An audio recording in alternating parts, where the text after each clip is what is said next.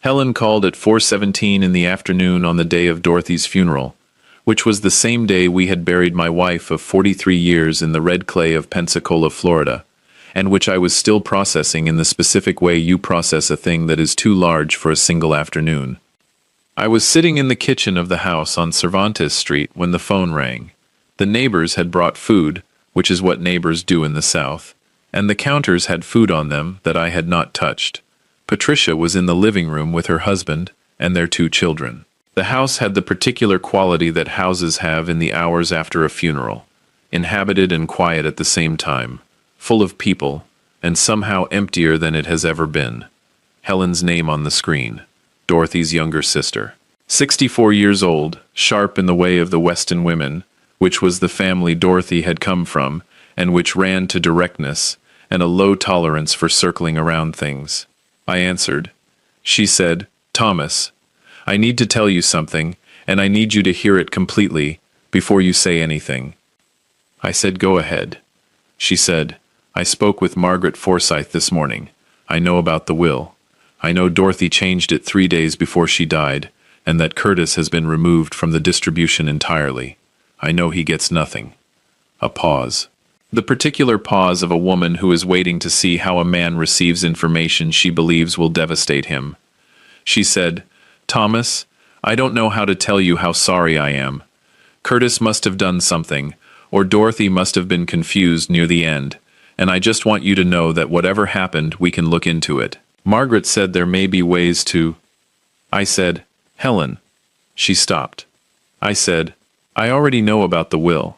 A longer pause. The specific silence of someone recalibrating what they thought they were walking into. She said, "You knew?" I said, "I knew." She said, "How did you?" I said, "Because I was the one who asked her to do it." The silence that followed that sentence was not a short one. Helen Weston, who had been talking clearly and quickly since she dialed, had nothing in the immediate aftermath of those words. I could hear her breathing. I could hear, underneath the breathing, the specific sound of a person revising the story they had walked into a conversation with. She said finally, "Thomas, what does that mean?" I said, "It means Dorothy and I made that decision together. It means I sat with my wife 3 days before she died, and we talked about what we both knew and what we both wanted, and at the end of that conversation she called Margaret Forsythe. It means the will says what it says, because we both agreed it should say that, and it was Dorothy's name on the document, and Dorothy's hand on the pen, and Dorothy's decision, but it was a decision I asked her to make, and one she had already been moving toward on her own for longer than you know." Helen was quiet for a long time. Then she said, "Curtis doesn't know yet." I said, "No, Curtis does not know yet." She said, "When is he going to find out?" I said, "He was at the reception this afternoon, asking me how I was doing. He is coming over tomorrow morning to talk about what he called the estate situation. He will find out tomorrow morning." She said, "Thomas, what did he do?" I said, "Helen, that is the story, and it is going to take me a while to tell it." She said, "I have time." I said, "Not tonight. Come for coffee on Saturday. I will tell you everything." She came for coffee on Saturday. I told her everything. This is that story. My name is Thomas Aldridge. I am 72 years old. I live in Pensacola, Florida. My wife died on a Tuesday in October, and we buried her on Friday, and I sat in her kitchen on the afternoon of her funeral and told her sister that I had been the one to ask Dorothy to remove our son from her will. And what I want you to understand, before I tell you what Curtis did, is that this was not a decision I made in anger. It was not a decision I made quickly. It was a decision I made after 22 months of watching something happen in my own house that I am going to describe with the same precision that I brought to the 38 years I spent as a licensed pharmacist, which is to say, exactly, completely, and without approximation. Welcome to True Story. Hit that subscribe button and drop your city in the comments below. We read every single one. Now let me tell you what Curtis did. I spent 38 years as a licensed pharmacist in Pensacola, Florida, the first 14 at a chain pharmacy on Davis Highway, and the last 24 as the owner and pharmacist of Aldridge Pharmacy on Palafox Street, an independent that I had opened in 1998 with a partner who retired in 2007 and whose half I bought out at a fair price, and continued running until I sold it in 2019 to a regional pharmacy group that had been asking about it for 3 years. A pharmacist's professional mind is organized around one central discipline, which is the discipline of interactions. Drugs interact. Conditions interact. A patient's history interacts with their current situation in ways that are not always visible on the surface, and that require the person looking at the full record to understand what the parts are doing to each other.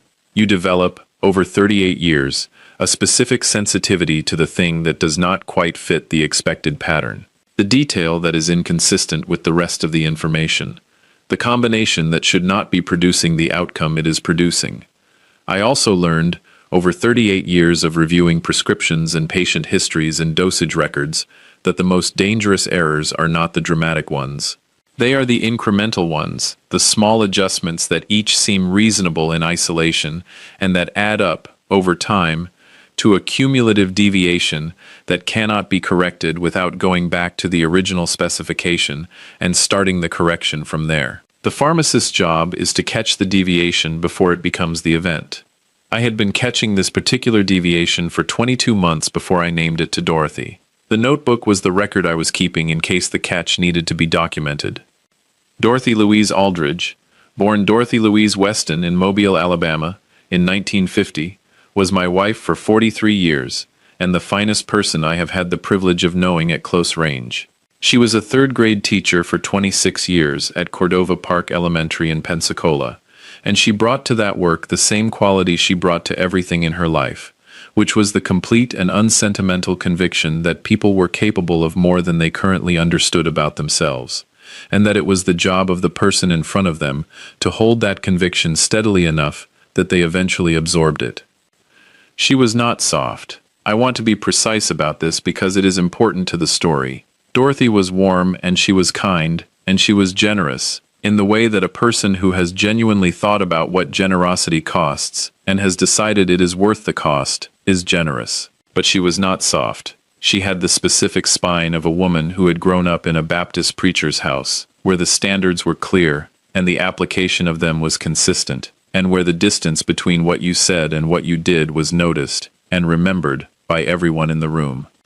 She had also, in 43 years of marriage, kept a kind of internal ledger on the people she loved that I had come to understand was different from my own. Mine was conscious and analytical, the pharmacist's record. Hers was something more instinctive and more complete. She noticed things that I did not notice, and she held them in a place that I did not have access to, until she chose to show me what was in it. What she showed me, beginning in May of 2021 and continuing through the fall, was what Curtis had been doing. Not confrontationally, not with drama. She would say it the way she said most important things, at the kitchen table with coffee, in the middle of an ordinary conversation that had not appeared to be moving toward the thing she was about to say. She would say, "Curtis asked me about the Gulf Shores property this afternoon," and then she would say what he had asked, precisely, and then she would look at me, and let the precision of the account speak for itself. I had 2 children.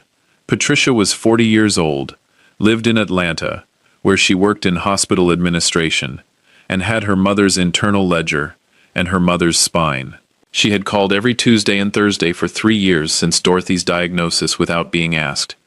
She had driven up from Atlanta 12 times in 22 months, always with a specific reason to justify the trip, and always staying longer than the specific reason required.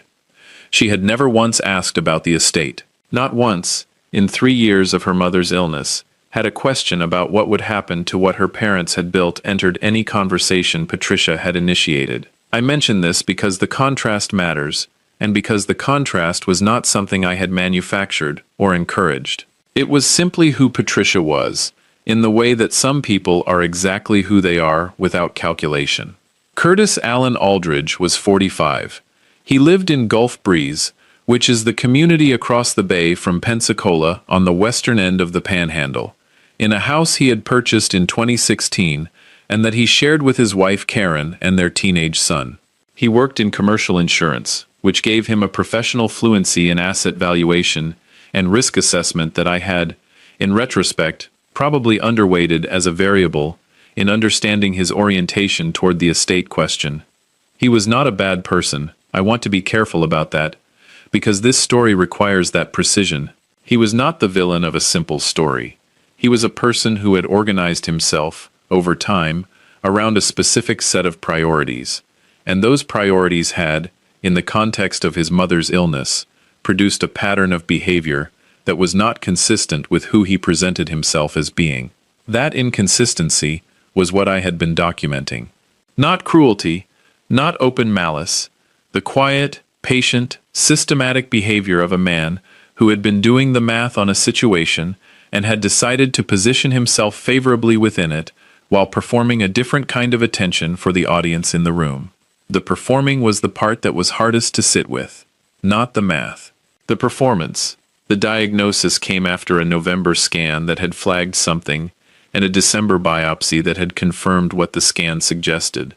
The oncologist at Sacred Heart was direct and thorough, and described the situation with a clinical honesty that I respected, even though the honesty was difficult to receive. The staging was not early. The treatment plan was aggressive. The timeline was, in the careful language of a thorough physician, not something she was willing to predict with specificity. Dorothy received the news the way she received difficult things, which was by being quiet for a day and then deciding what she was going to do about it. She was not dramatic. She was the daughter of a Baptist preacher from Mobile, Alabama, who had lived 82 years before he died and who had said, at his daughter's wedding, that Dorothy had been born facing forward and had never once turned around to look at what was behind her. He had been right. She faced forward through the diagnosis and the treatment and the 18 months that followed it with the same steady attention she had brought to everything else she had ever done. She told the children in February.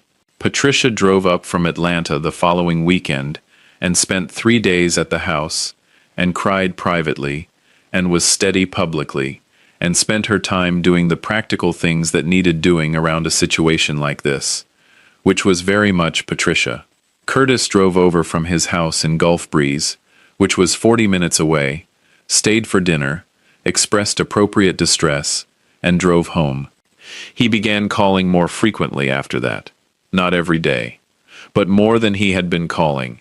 The calls were warm and attentive, in the specific way that warmth and attention can be when they are being applied intentionally rather than offered naturally.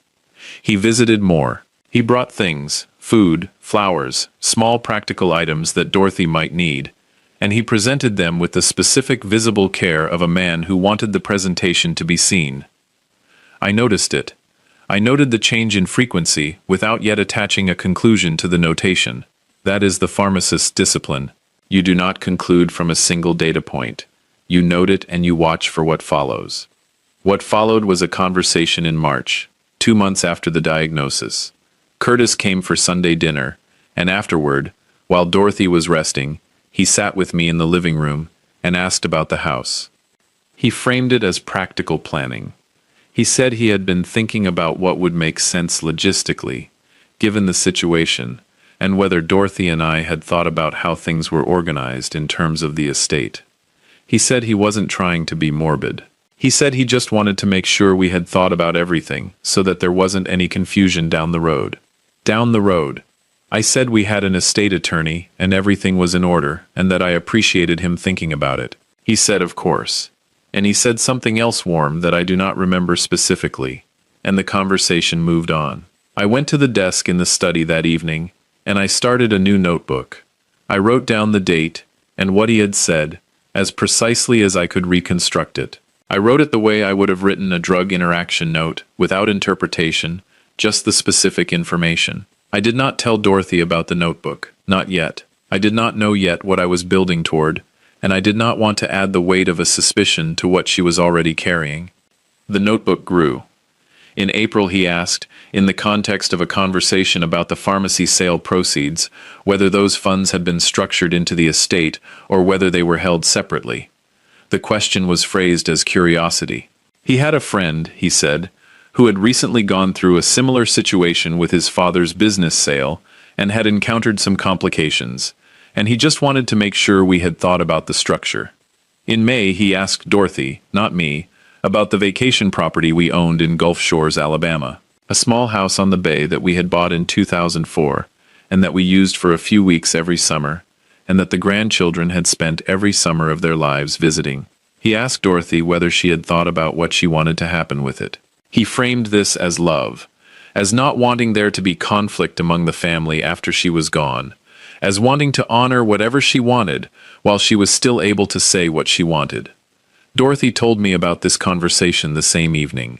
She sat across from me at the kitchen table, and she looked at me with the expression she had worn across 43 years of dinner tables, and she said, "Curtis asked me about the Gulf Shores house today." I said, "I know." She said, "He's been asking about things." I said, "I know that too." She said, "How long have you known?" I said, "Since March." She was quiet for a moment. Then she said, "I've been watching it for longer than that." That was the first time we named it between us. We sat at the kitchen table on Cervantes Street in Pensacola, with the Gulf breeze coming through the window, and we talked, for the first time, about what we were both watching, and what we both understood about what it meant. Dorothy said, "He loves me. I want to be clear that I believe that. But what he's doing isn't coming from love. What he's doing is coming from the part of him that has always organized his relationships around what they might provide, and right now what I might provide has a deadline on it, and he can feel the deadline." She said this without bitterness. That was Dorothy. She named things precisely and without excess emotion, and she did not require the naming to be dramatic in order for it to be true. I said, "What do you want to do about it?" She said, "I want to think about it, and I want you to keep watching." I kept watching. I kept the notebook. Summer passed and fall came, and Dorothy's treatment continued, and produced periods of response, and periods of difficulty, and through all of it, Curtis's attentiveness remained elevated, and specific in its focus, and consistent in its direction, which was always, in one form or another, toward the question of what Dorothy had, and what was going to happen to it.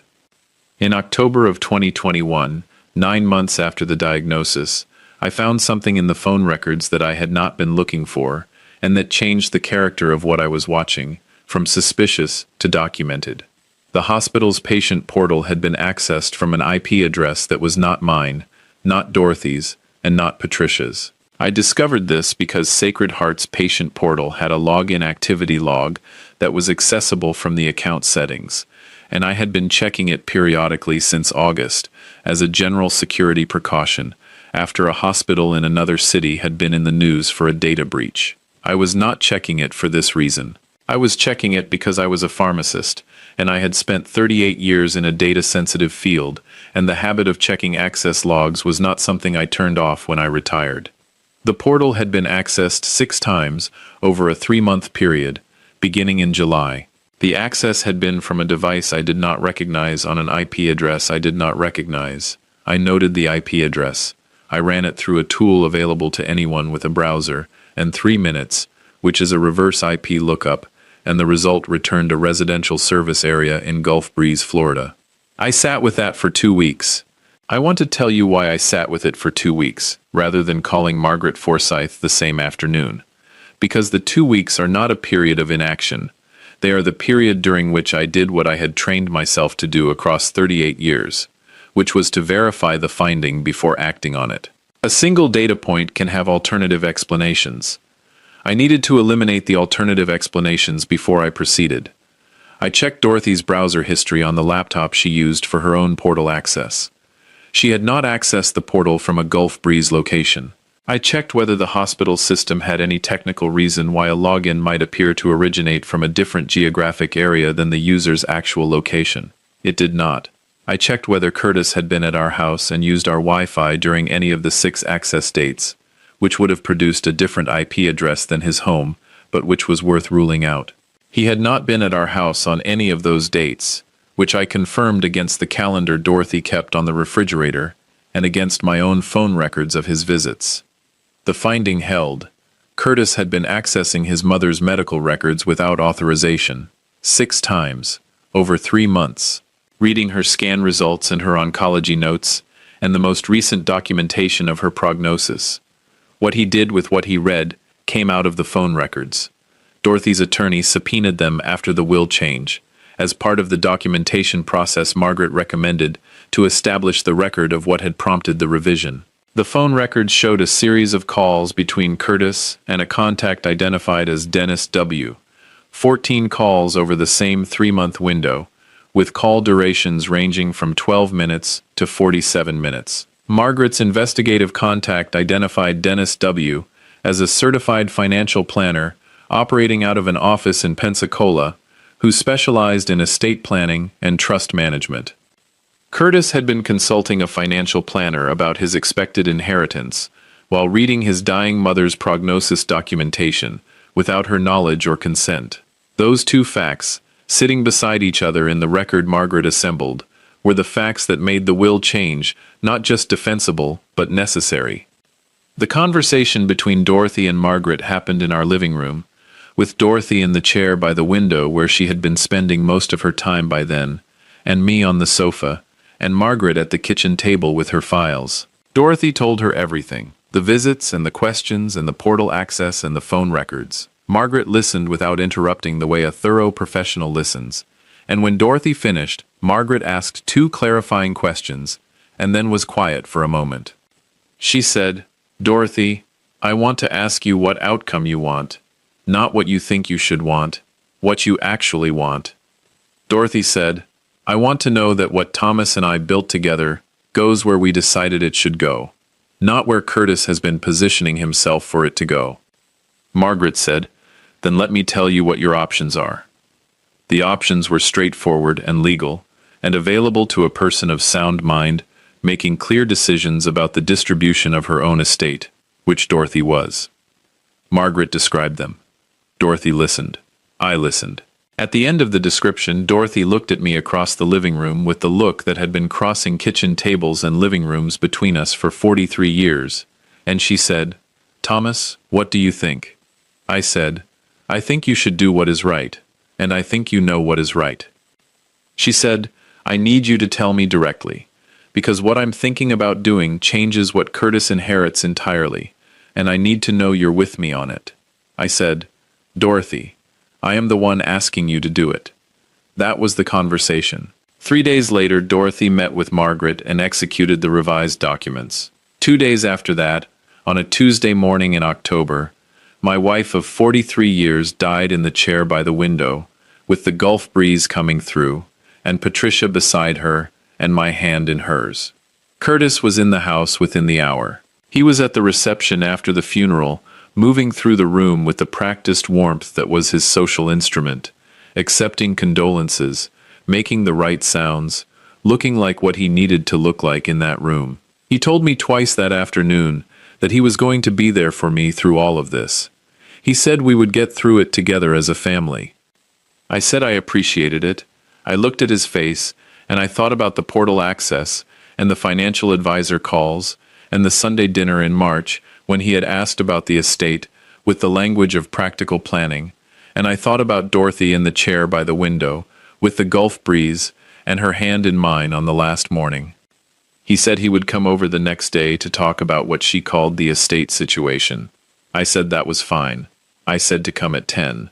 He came at 10. He sat at the kitchen table, the same table where Dorothy and I had first named what was happening, and he had a yellow legal pad with him, which I noted, and a pen, and the composed and gentle expression of a man who has organized himself for a difficult but necessary conversation.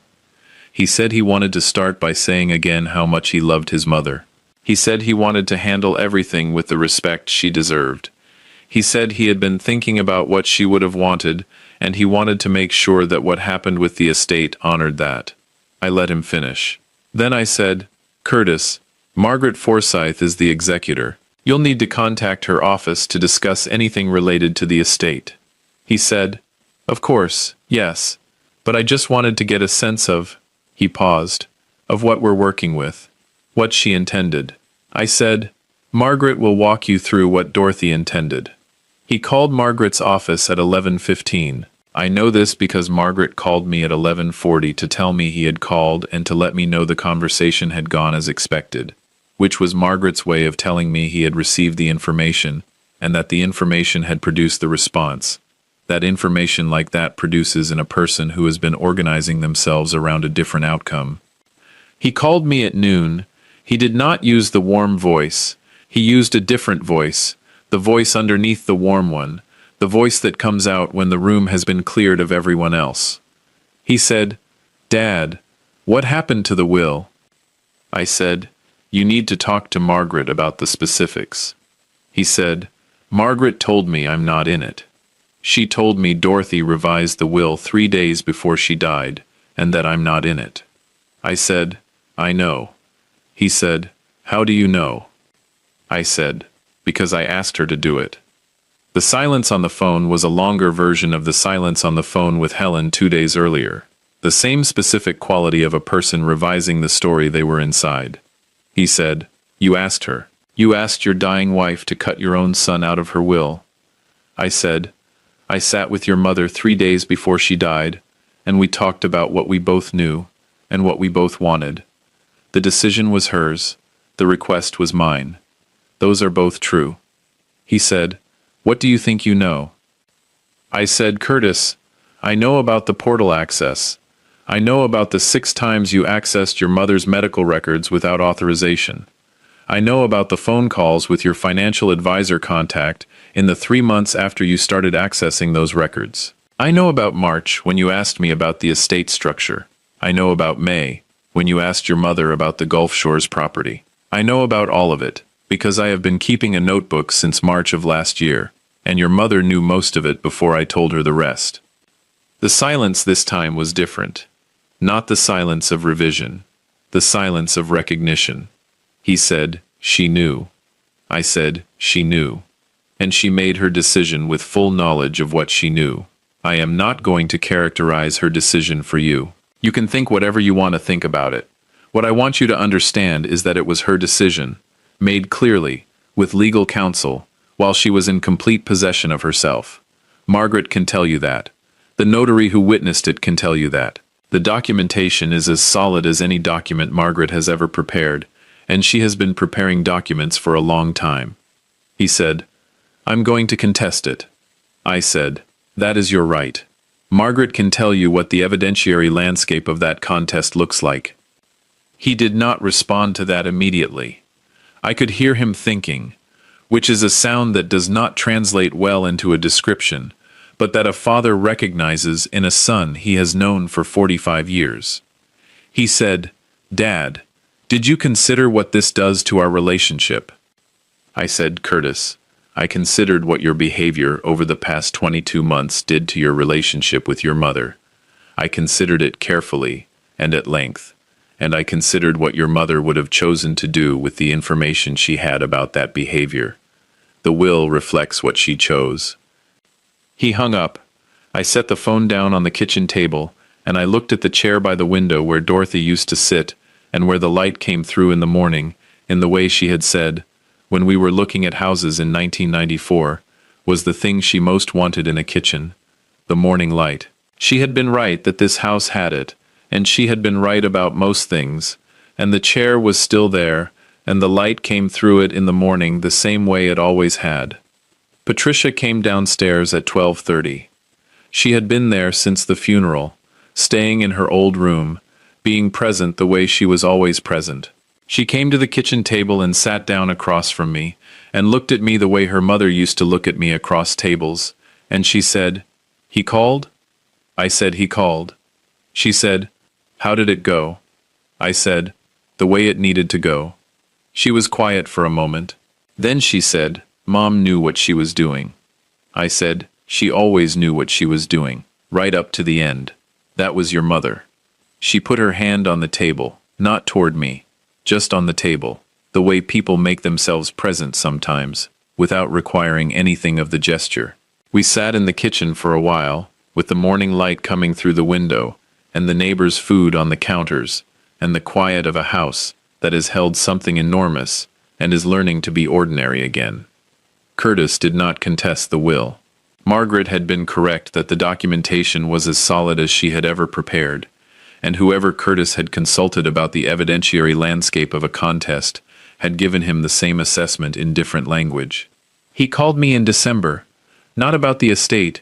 He called because it was the holidays and because, I think, the months since October had produced in him some version of the accounting that the will change had been designed to produce. Not remorse exactly, something more specific. The understanding of what had been visible from the outside and what that visibility had cost. He did not apologize for the portal access. He did not mention the financial advisor calls. What he said was that he had been in a difficult place for a long time, and that he had not always operated from his best self in that difficulty. He said he understood that his mother had seen things he had not known she was seeing. I said, "She saw everything, Curtis. She always saw everything. She just chose when to act on what she saw." He said, "Was she angry?" I said, "No, she wasn't angry. That was not who she was about the people she loved. She was sad. She was sad about what she had seen and sad about the choice she had to make. And she made it clearly and without anger. That was the most Dorothy thing she ever did." He was quiet for a while. Then he said, "I want to come visit, after the new year, if that's okay." I said, "The door is not closed. It has never been closed. What has changed is the arrangement, not the relationship." He said he understood. He said he would call after the new year. Helen came for coffee on the Saturday after the funeral, as I had said she would. I told her everything. The notebook and the portal access, and the financial advisor and the conversation in the living room, and what Dorothy had said to Margaret. Helen listened the way the Weston women listened, completely and without interruption, and when I finished, she sat with her coffee for a moment and looked at the chair by the window. She said, "She would have told me eventually." I said, "She would have. She was working up to it. She had a way of sequencing things." Helen said, "I called you because I thought you didn't know, and I wanted you to be prepared. I came in with completely the wrong story." I said, "You came in with the story you had. I had a different story." She said she asked you to ask her to do it. That's what I'm understanding. I said she had already decided. She needed me to tell her I was in agreement. She needed it to be ours and not just hers. That was Dorothy. She did not want to carry something like that alone. Helen looked at the window again. The morning light was doing what it always did in that kitchen. She said, "She found the right man." I said, "She found the right kitchen window too. She always said that was the deciding factor on this house." She smiled. Dorothy's sister's smile, which had just enough of Dorothy in it that I had to look away for a moment and look at the window instead. The will says what it says. The estate is where it belongs. The notebooks, mine and Vera's ledger books, and the documentation Margaret prepared, are in the filing cabinet in the study, in the order they were always in. Patricia has copies of everything. 43 years. That is a long time to know someone. It is long enough to know, without being told, when a decision needs to be made, and how to sit beside a person in a chair by a window and ask them to make it.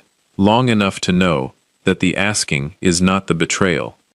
The betrayal was the portal access, and the financial advisor calls, and the Sunday dinner questions, and the 22 months of positioning that preceded them.